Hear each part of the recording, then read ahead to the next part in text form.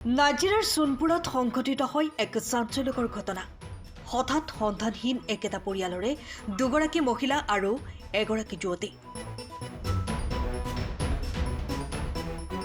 শিৱসাগৰ জিলাৰ সোণপুৰত সংঘটিত হৈছে এই চাঞ্চল্যকৰ ঘটনা। হঠাতে অন্তৰ্ধান দুই মহিলাসহ এগৰাকী যুৱতী।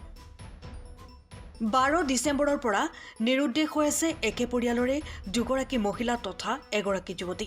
সন্ধানহীন মহিলা কেইগৰাকী ক্ৰমে 24 বছৰীয়া পপি চেতিয়া, দীপা চেতিয়া আৰু 18 বছৰীয়া গীতা বিশ্বকৰ্মা।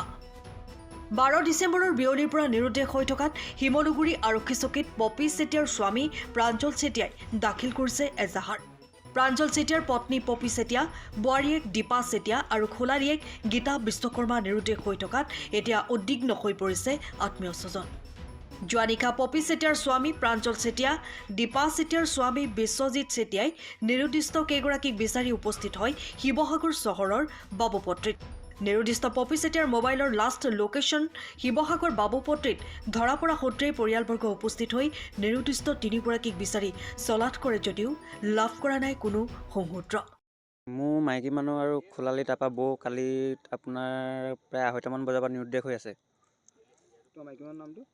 মোৰ মাইকী মানুহৰ নাম দীপা চেতিয়া। তোমাৰ খোলালি তোমালোকৰ ঘৰৰ পৰা নাইকিয়া হৈছিলে? হয়। কেনেকৈ নাইকিয়া হ'ল? তোমালোকৰ ঘৰলৈ কেতিয়া আহিছিলে? তাই আজি অহা হ'ল 2 মাহমানেই হ'ল অহা। তোমাৰ খোলালি ঘৰটো?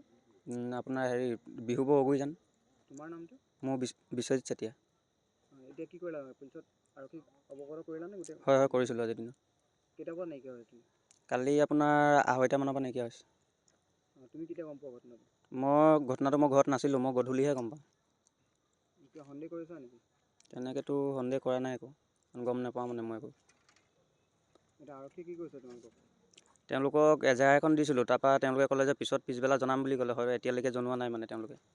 নাই, আমি ইয়াত মানে আপোনাৰ লোকেশ্যন ইয়াতে আছে নি তেনেকৈ পাইছিলোঁ মানে, সেইটো কাৰণে আহিছিলোঁ। নাজিৰাৰ পৰা নয়নমণি ভট্টাচাৰ্যৰ ৰিপৰ্ট, টাইম অফ আছাম। সময়ৰ খবৰ সময়ত পাবলৈ ফ'ল' কৰক টাইম অফ আছাম।